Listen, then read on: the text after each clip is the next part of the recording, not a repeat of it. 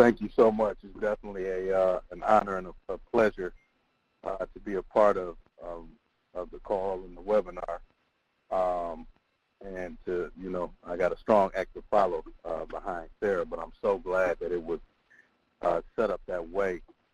Quite a bit of what Sarah spoke about is really was the jumpstart of how the greening actually got into this work, and now what I'll be talking about as far as the expansion. So the Greening of Detroit, I'll give you a brief introduction of us. The Greening of Detroit originated in 1989. We will be celebrating 30 years this year, which we're excited about, and really looking at how to help build the entire ecosystem around the city of Detroit, from people to green spaces to being a food desert, and providing other educational and training opportunities. And I'll now go over to the first slide. So who is the Greening? I spoke a little bit about this just a few seconds ago. Again, we're celebrating our 30th anniversary this year that we're extremely excited about. But our focus at the Greening is really to enhance the quality of life for Detroiters. Originally, through our mission, the goal was to fully reforest the city of Detroit. Unfortunately, we lost quite a few millions of trees here due to a couple tree diseases. And the ultimate goal was just to reforest the city of Detroit through volunteer tree planting. And from that, we saw a need to give additional services to the city of Detroit. We learned a quick lesson that, funders and philanthropic supporters were great and very generous with supplying us grant funds to plant trees, but there were no, maintenance dollars attached to that. And that allowed us to think about how are we going to maintain these trees once we actually had these volunteer tree plantings. So today we planted close to 200,000 trees throughout the city of Detroit, which we have really been the anchor in the forestry arm for the city of Detroit's forestry department. Once we kind of took a look at what else is needed, we decided to employ and educate students.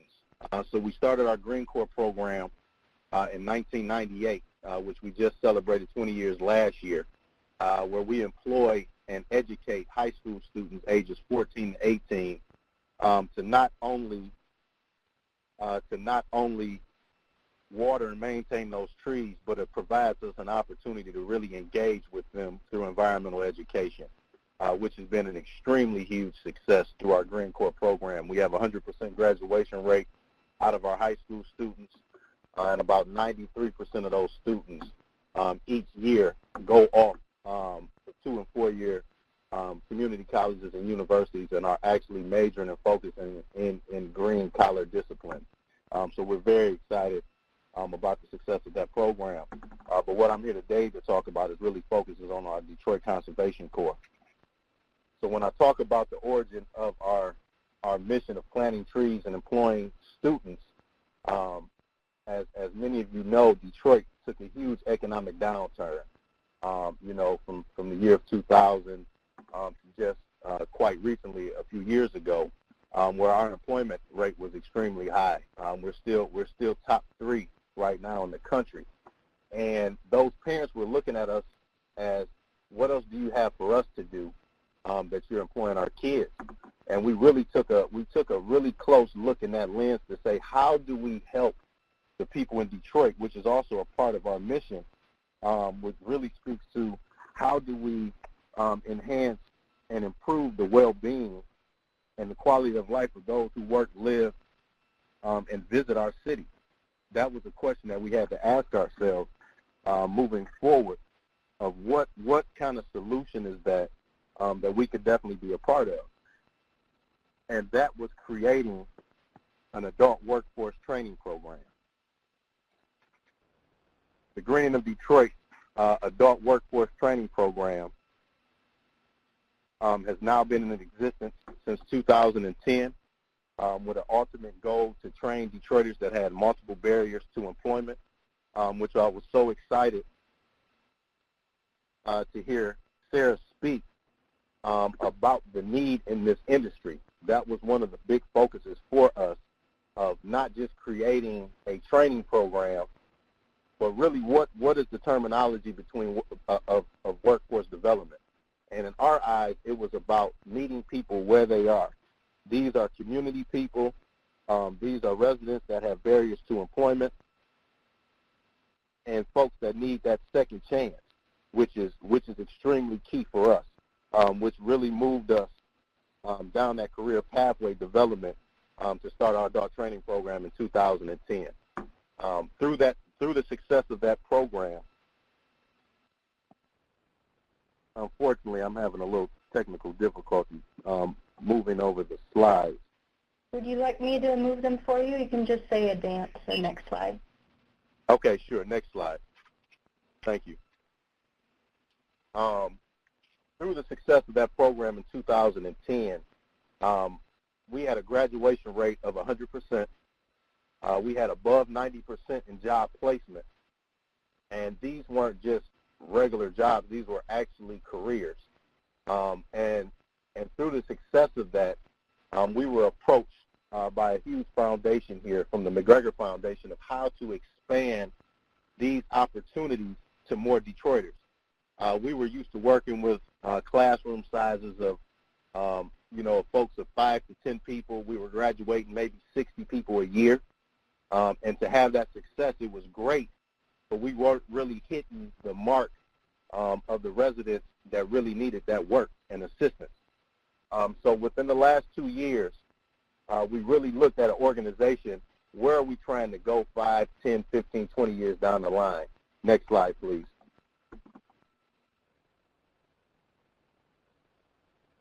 And the goal was, how do we expand that? And we expanded it to our Detroit Conservation Corps. The goal of the Detroit Conservation Corps is to train 2,500 Detroiters with a 5-year time period, which will expose them to 4 different training credentials. One thing that we really wanted to put a focus on was we did the research behind the need.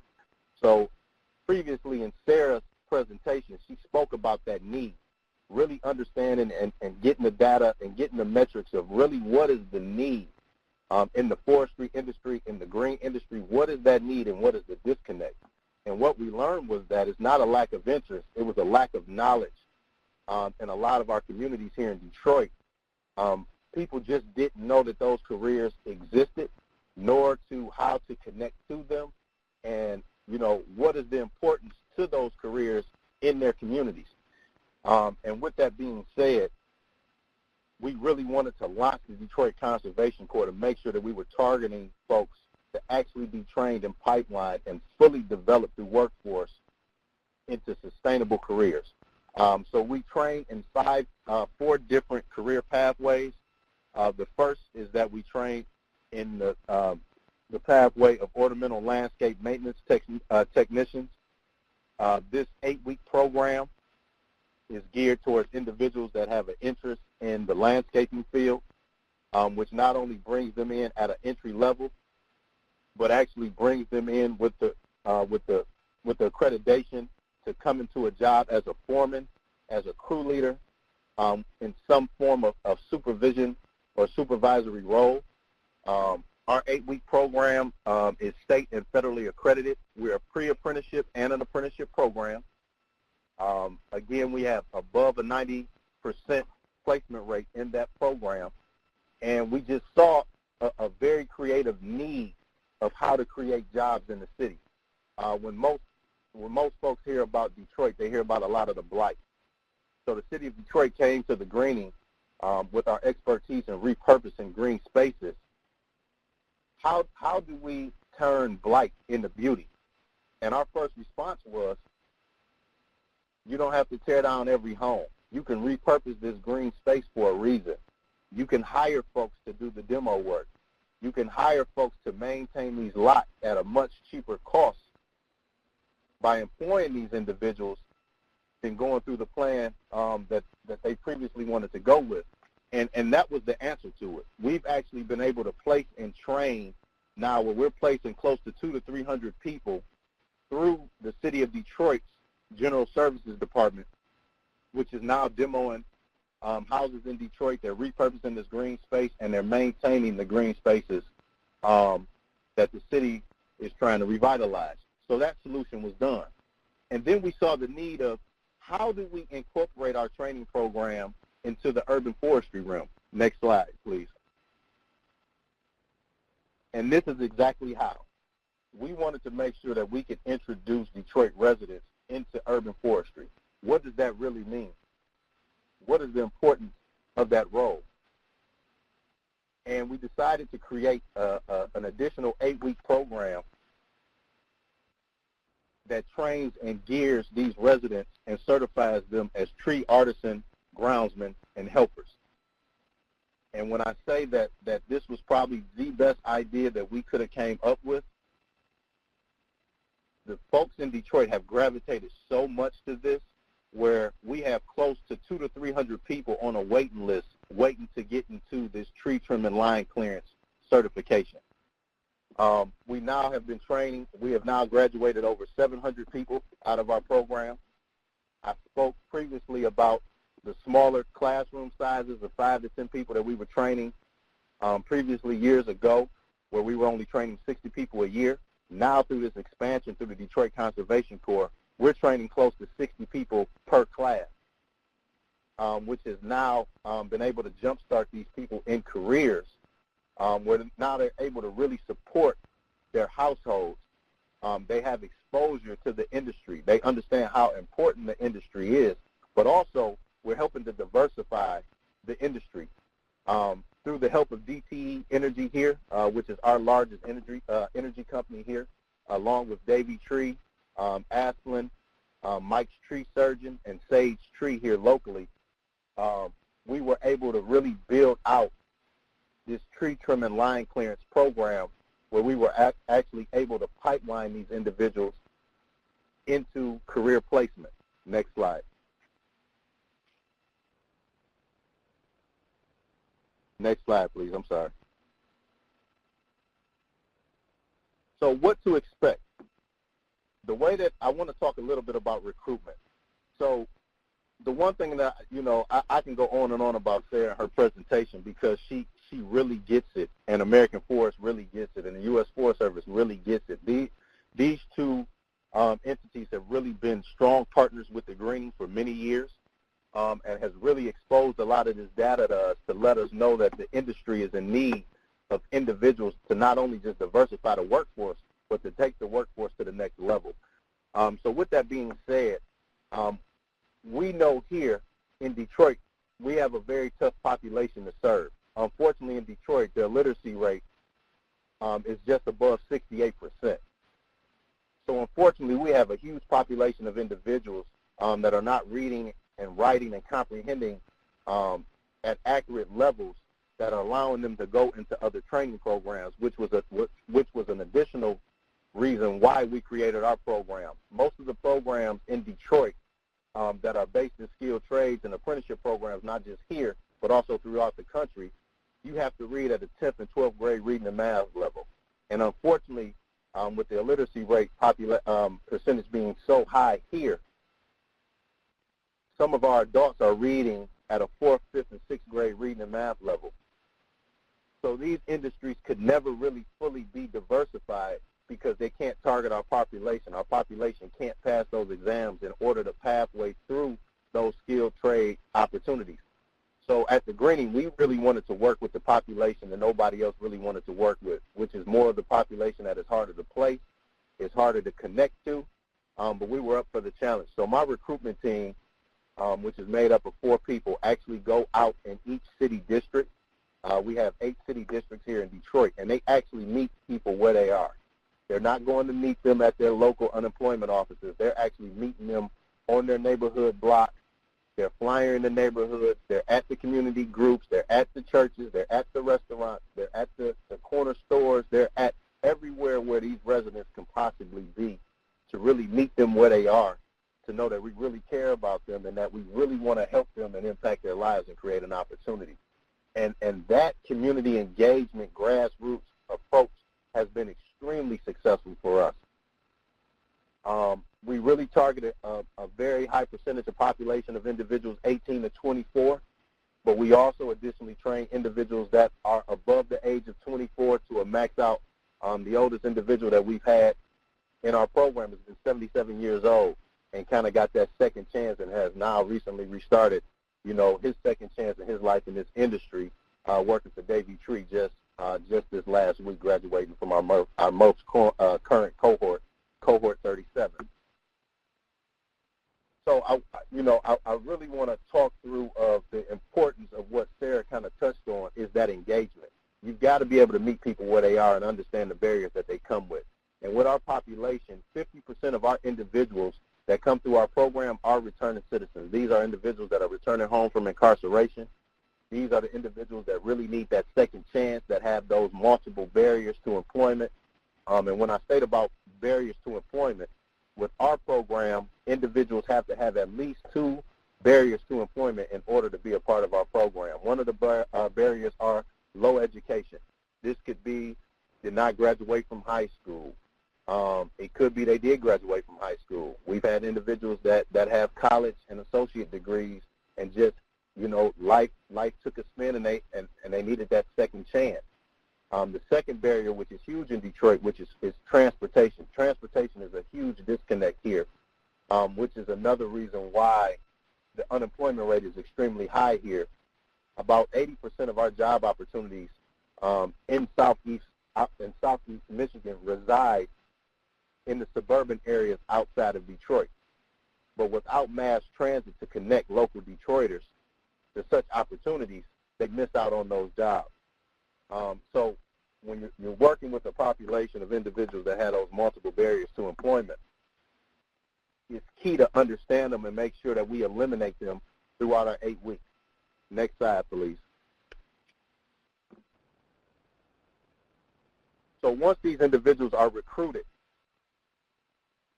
and they come through our informational and interviewing seminar to make sure that they're the right fit for our program, we want to make sure that we address their barriers. So our goal is to eliminate all of their barriers within 8 weeks while they're with us. What I didn't mention is that this is also a paid training program. So these individuals do receive an $800 completer stipend at the end, which we give them once they graduate, which supports any type of past due bills or pays off their tickets or anything that they need to kind of help support them to start that job on Monday morning once they graduate our program, has been a huge attraction. Now, what I will say, everything is not so perfect. We did have to learn our lesson. We were given stipends every week to support individuals, and unfortunately, we had individuals that came in and they may have stayed 2 or 3 weeks and they received those stipends and then they left. So when you're thinking about developing these programs, especially workforce programs, you've got to be able to really critique and evaluate on a consistent basis to make sure that you're adjusting the impact of your program. For one, is really targeting your population and it's supporting them, but it's also helping you get to the ultimate outcome of what you're trying to solve. This slide here just represents some of the commercial equipment that we train these individuals on throughout the 8 weeks. Next slide, please. So during those 8 weeks, these individuals receive quite a few wraparound services. This was another point that Sarah touched on. Wraparound services are key. If you're looking at diversifying your population and you're working with urban communities, you're going to have individuals that have barriers, and they're going to need that support. So we knew that was extremely important. So we brought on multiple social workers that work with our wraparound services to help support them. These individuals connect them to housing opportunities, transportation support, child care, food services. These individuals need to sign up for food to receive a food benefits card, health services. Any type of barrier that they have that's more of that social impact and social need that they need in order to complete this program, our social workers are on staff to kind of knock out those wraparound services, which we have seen has increased our graduation rates, but also provides that support not only for that trainee, but for their family, because 40 hours a week for 8 weeks is a lot of time to give up. these folks actually spend more time with us than they do their families. So to be able to give us that trust, we wanted to make sure that we gave something back to them to be able to provide that wraparound service support to kind of help them get to the next level. What you see in this slide at the bottom left corner is kind of what I want to talk through next, which will talk us through the next few slides, is our job placement and job development team. This is a point that Sarah touched on also in her presentation. When we really started our partnership, not only with American Forest, but the Forest Service, it was that employer engagement. Sarah really hit it on the head on the nail, when she talked about you really have to have that support and the real conversations with the employers.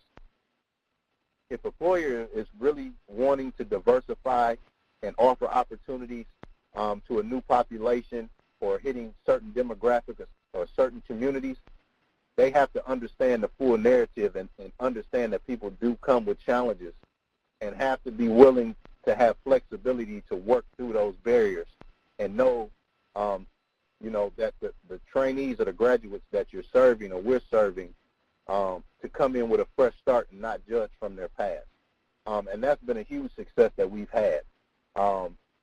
We call it an EAC board. It's an employer advisory committee. And this was created to actually have that engagement ongoing year-round, quarterly, with employers. To date, we've got about 26 employers that sit on this committee that come to us not only just to network with other companies, but to also help us build out our curriculum. Each year, the industry changes. The needs change. So we need those industry experts to kind of let us know what's the next skill set we need to build in. Are we training on the right equipment? What is changing? Is pesticides increasing and you need more people? Is irrigation increasing? What are the job trends? What is the need in that industry? Sarah kind of hit it when she talked about the thousands of jobs that's needed on the national level. Locally here, within the next 2 years, they will need close to 650 tree trimmers to replace the workforce that will be retiring out within the next couple of years. So the question is, how do you fill those gaps? Well, you fill those gaps through these employer advisory committees and making sure that you're engaging employers to really understand the need, but also the barriers that individuals come with so that they're not eliminated through the hiring process. And that's been extremely key for us. Those stakeholders have been huge to be able to push the needle, not just employers, but individuals from the state education department, other wraparound service committee members, and associations that help us kind of connect the dots with these people has really been key to kind of move the needle to the next level. We can go to the next slide. So when you're talking about certifications, our biggest goal was making sure that these individuals came out work ready. So here is a short list of different stackable credentials that these individuals receive throughout the program, because the ultimate goal is to make sure they're work ready. And we wanted to make sure that each week they were earning a different credential that could make them more employable by the end of the 8-week program. Unfortunately, our dropout rate of the program is extremely low, but life does happen. Folks sign up for the program and things change, and sometimes they're not able to finish. But we wanted to make sure that we had stackable credentials in place that they earned every week. Even if they didn't complete our program, it would allow them to still be employable somewhere at the end for us to be able to job place them and eventually put them somewhere where they could, they can kind of get that fresh restart, as far as stability goes. As you'll see our landscape technician certification. I'll talk briefly on work readiness. Building the soft skills have been key for us.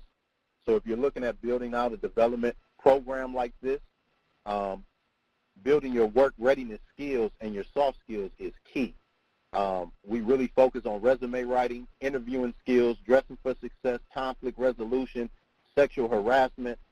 We really take them through what does it take to be an employee, to respect the employer, but also for the employer to respect you as well, how to conduct yourself in an interview, how to build up your confidence, we provide every graduate with 2 professional outfits to go interview in by the time that they graduate. So we don't want them to just have those certifications and they can talk great. We want to make sure that they look great and they have that confidence going through the door.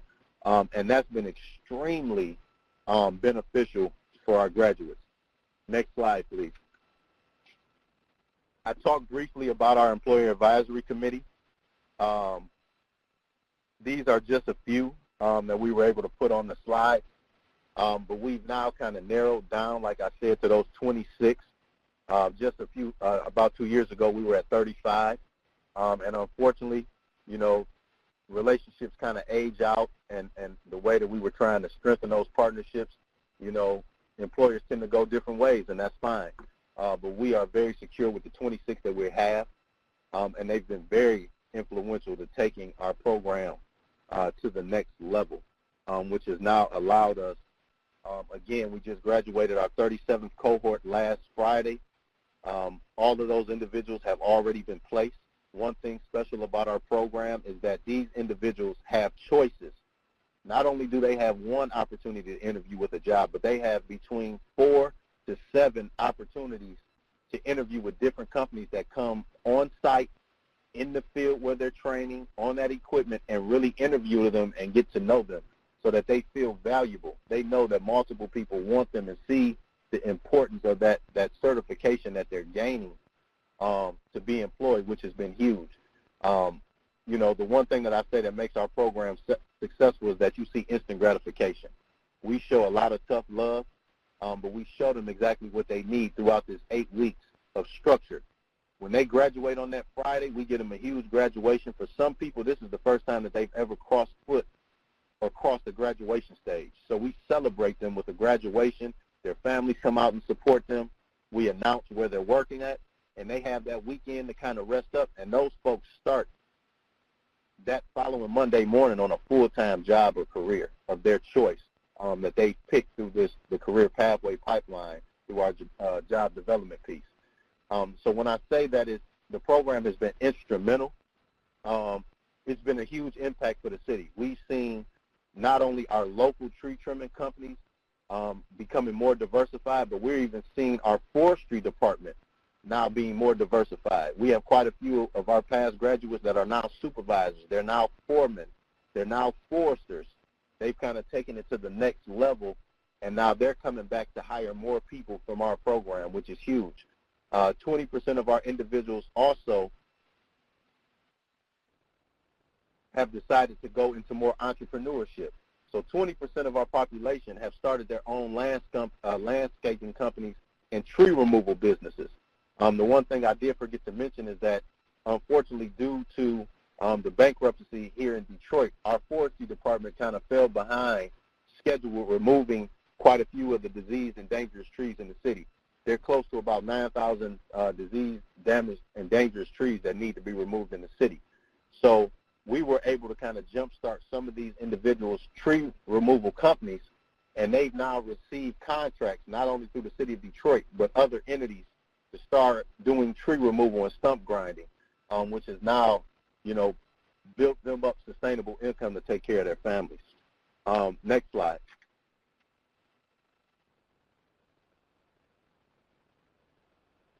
Here just shows kind of where we are as far as what placement looked like since 2012 up until 2018.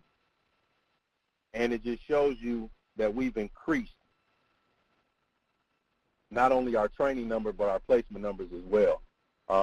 We're now going into our 3rd year of the Detroit Conservation Corps. We'll be training close to 260 individuals this year, with the goal to train over 350 next year. And I will say, you know, more partners are coming on, you know, but the ultimate difficulty is funding. Funding changes, funding shifts. So, you know, I feel as having a successful workforce development model, you've got to really be able to understand how to manage that. Where are those funds coming in? We have now targeted and been able to really attract more federal funding through the Department of Labor because of our apprenticeship program, which has been great. We have received Department of Agriculture funds through our SNAP FA&T program. This is a program that works with individuals that are receiving food benefits. This allows them to be able to utilize supportive workforce development dollars to gain training in order to get them off of the food program. We have now utilized those federal funds. 60% of our funding is made up of corporate and foundation philanthropy dollars. So we have a pretty nice mix of funds that are coming in to support, but it's a very expensive program. Each individual costs around $8,900 to fund for the 8 weeks.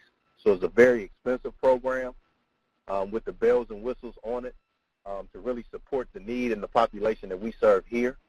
So, you know, we're always looking for additional partnerships and funding to make sure that, you know, to kind of take it to the next level, to make sure that our model is sustainable.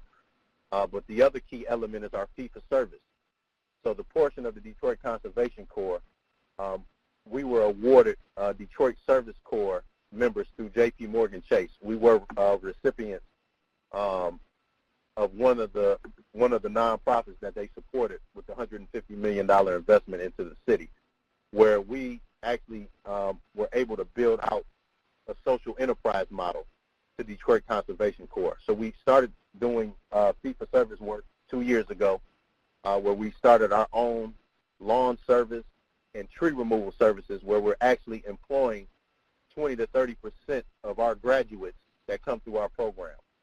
So 20 to 30% of those individuals are actually retained and employed through the Greening of Detroit and actually hired through contract services through our fee-for-service social prize entity to actually maintain these contracts. We've recently yep, I'm sorry.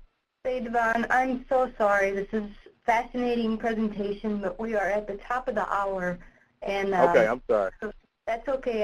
If you had a last few words to just wrap up would be great. Yep, sure. So I just in the end, I would just suggest that if you're looking at developing a workforce development program, really engage those employers first and get that buy-in to understand really what the need is. And we're here to support any city, any state, however we can share our model. I'm a firm believer if it works in Detroit, it can work anywhere. And thank you all for signing on, and sorry for going over my time. I get a little excited talking about it.